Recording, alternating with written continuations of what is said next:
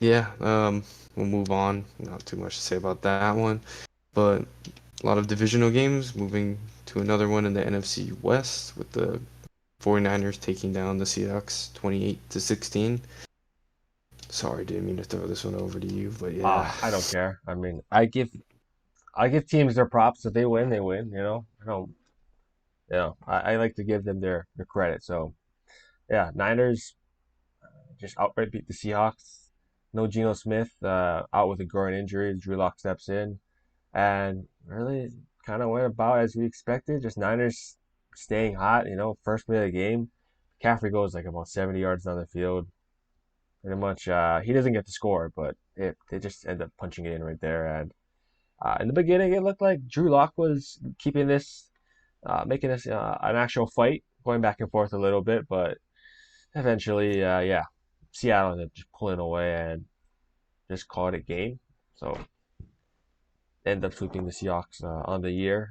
Whether or not they see them in the playoffs, we'll find out. But yeah, 49ers pick up their fifth consecutive win. So props to them. Another great game from Purdy, Debo, the whole crew, Ayuk, Kittle.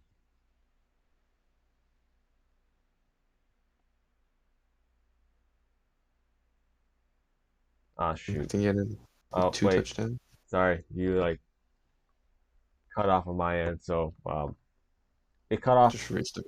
You can start. Yeah. Just Like restart. you can say, yeah. You can say technical difficulties if you want, but just restart. Sorry for that. I had some connection issues, but yeah, I'm totally with you.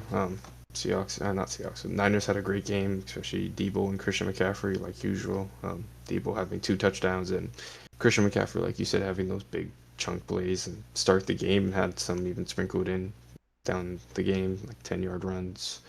But yeah, Niners taking care of business like they usually do. They were the better team. We all kind of knew that going into this game. Seahawks looked like it was going to be a close one, making close divisional game, but yeah, Niners take care of business.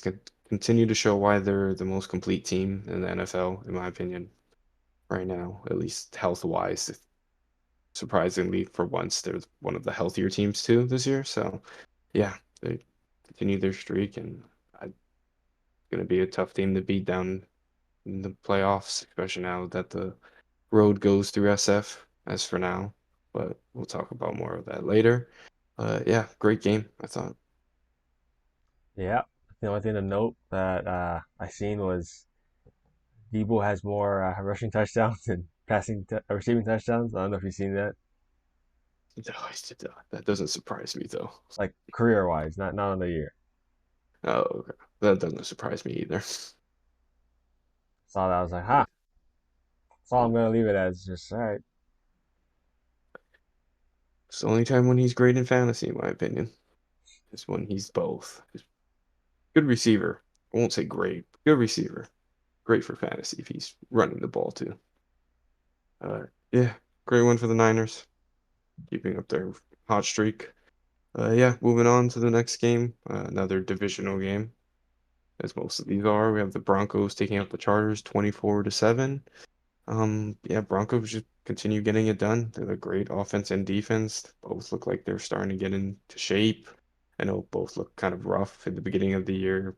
Russell Wilson didn't really look great coming off of last year, slow start, and that defense was just getting killed in the beginning of the year. But now they've both been playing great football together, and it's kind of been showing as they put on another dominant performance. Um, Never felt like this game got out of hand or was really ever in the Chargers' possession early on, in my opinion. That defense just keeping Herbert suffocated as long as he was in until, yeah, Herbert went down with the injury. Do you know what injury it was? I'm I think it was like his not right index finger. I think I saw it was a sure. fracture or something.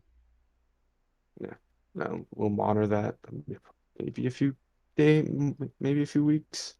I'm not sure what they look like in the playoffs if they even want to bring him back this year. They gotta make the playoffs first. I mean, like, are they even like in close enough playoff range to bring him, rush him back if they need to? That's yeah, I don't think so. I mean, I think they're behind the Bills, so yeah. They are definitely behind the Bills now. But yeah, um, just another kind of sorry season for the Chargers. Sorry, Chargers fans. A little rough, but I don't know. I think everyone thought this team was going to be better than it was. I'm not too sure if injuries hit this team that hard. I don't really know many besides Mike Williams, but just another season of underperforming, I thought, and this game, another prime example of it.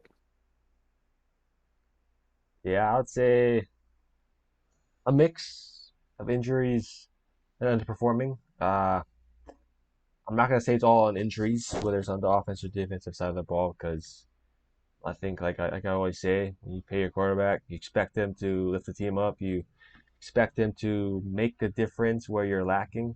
So I think in most of these games this year, even though you can point to, oh, the defense laying up all these points, sorry, you gotta rely on your quarterback to kind of just carry the team and get you wins, and it's not what we've seen this year.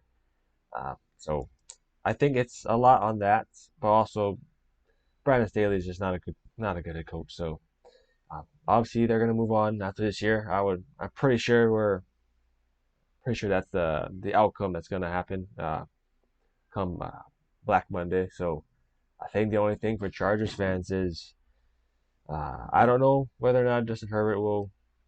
Well, I don't really know how serious it is if he can still play or if he's gonna be sitting out. But I feel like the only thing to hope is hope for the off season you bring in like Ben Johnson or something, somebody that make a difference. I think the Chargers need a culture change, head coach that maybe from the Dan Campbell tree, a culture setter. So I feel like that would be a great move.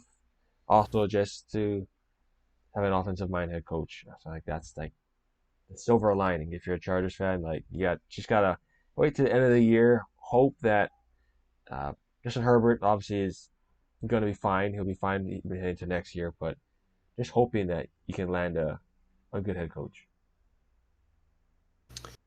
Yeah, Chargers are definitely going to be looking for one again, especially off of this season. Like I said, pretty disappointing, but congrats on the Broncos. I'm kind of getting scared of the Broncos. They've been kind of hot recently, and looking at the rest of their schedule, they play the Lions next week, which is going to be a tough matchup. But then they have the Patriots, Yeah, the Chargers again, and the Raiders. If they can finish the season on with wins, this is a scary team that's hot, and I would not want to see this in the first round of the playoffs, in my opinion. Like I said, they've been playing great on both sides of the ball. So I totally agree.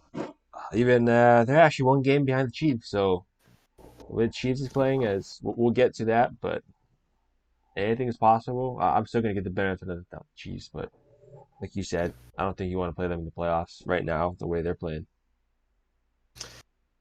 yeah, definitely agree. Yeah, with that, I guess we'll move on to the next game. Like you said, Chiefs take another loss. So the Bills winning 20-17. Throw this one over to you to start it. Yeah, this was another Josh Allen, Patrick Mahomes showdown, and again it went down to the wire. Credit to Josh Allen, played a great game. Really just picking up from, I guess, right after they fired their old OC, right? I can't remember who they were playing, but And Dorsey, I think they no, I mean fired. who they were playing the week after they fired him. That they kind of got the hot hand, so they're still rolling. Obviously, they fell just short of beating the Eagles, but they played a hell of a game, especially Josh Allen in that offense. So they kind of continue that. Um, yeah, Chiefs second straight loss. I don't think we've seen that.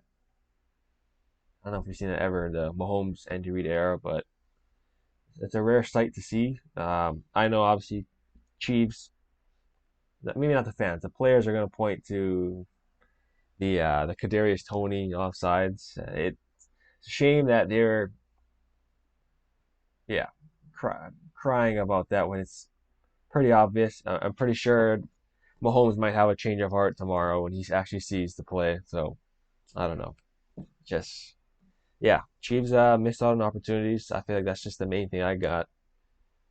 Big missed opportunity with Kadarius Toney offsides, and yeah, they had the chance, but Buffalo's playoff hopes are still alive. So I think we'll continue to see if they can get in or just miss it. So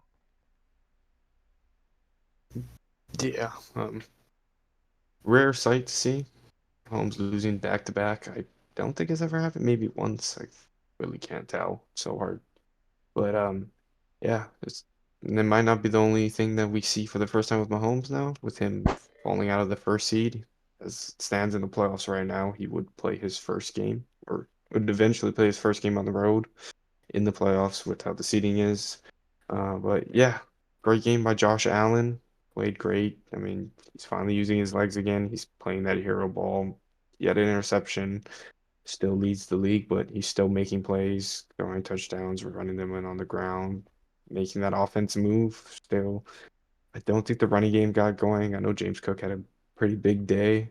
Sorry for telling you to bench him over Jerome Ford. it worked out. It's fine. That's always good to hear. But I think James Cook did more in the passing game than on the run game. So again, I think Josh Allen just putting that team on his back. Would have liked to see Stephon Diggs used more. Great to see he didn't really have an attitude about that.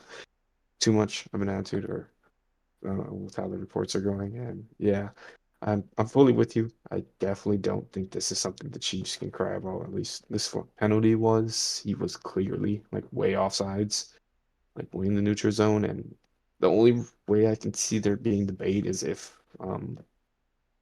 Kadarius Toney asked the ref if he was good, and the ref said yes. Then I can see where the problem lies. But besides that, he was clearly off. He was like pretty much two, three steps in front of the other receiver on the other side. So great play by Kelsey, would have been one of the greatest plays in the NFL, I think. Just how that game goes, and everyone's eyes are on it because how the game goes in recent games, past games. But yeah, just tough loss. Another game where the receivers for the Chiefs screw them over. I think this is like three or four. This is definitely his This like second is his second, big game. maybe third. Or Yeah, maybe it's third. I just remember the first I game know of he's the had one season. more. I know he had one more really bad game. I don't know if it cost him, but I definitely know this one and the Lions one.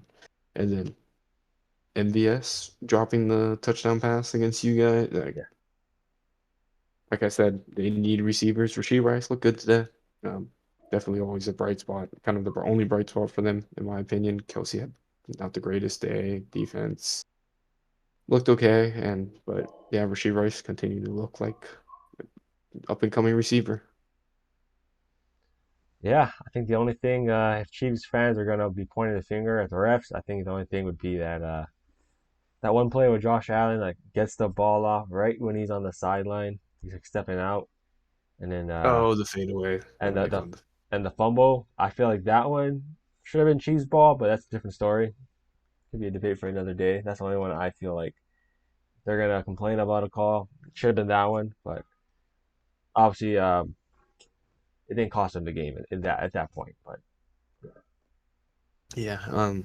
I can't say I feel bad though for the fadeaway with the Josh Allen because Patrick Mahomes did that last year against the Bengals and he got hit and got the penalty, so can't blame them. a sick play though. Yeah, Yeah, same play where you're still trying to throw it even though you're out of bounds, which I mean I get it, defense, what are you supposed to do? You're not allowed to hit him, but he's still trying to make the play. So, but yeah, tough game for the Chiefs.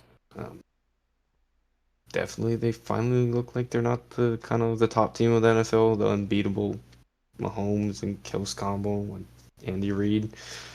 They look like they're beatable for once. So very interesting AFC picture now with them being in, I think, third place, I believe, in the AFC. I think you're right. Yeah, I think they're behind the Jaguars and the Ravens. Ravens. I think Yeah, I think you're right. Jaguars lost today though. Oh shoot, you're right. Miami, That's why. right? Miami. Oh, Miami. That's Miami. who it was because they were first. You're right. I can't Jacksonville really was fourth. I can't Yeah. really remember the So, playoff picture, but I think you're right. and no, I think you're right. Miami. I totally forgot about them. Yeah, both were But Miami. yeah, Sorry. yeah, definitely AFC's heating up. Pretty much everything's heating up, AFC and NFC. So great, great time for football. Kind of for certain fans. Yeah, but uh, believe that's all the games. I'll pretty much conclude part one. Hop over to part two where we'll talk our homer picks. You know, Bryson's not here. We still go over the Rams game, Eagles game. Steelers were on Thursday, and I don't want to talk about that. So, yeah, go check over that video. And yeah, until next time, shoots. Shoots.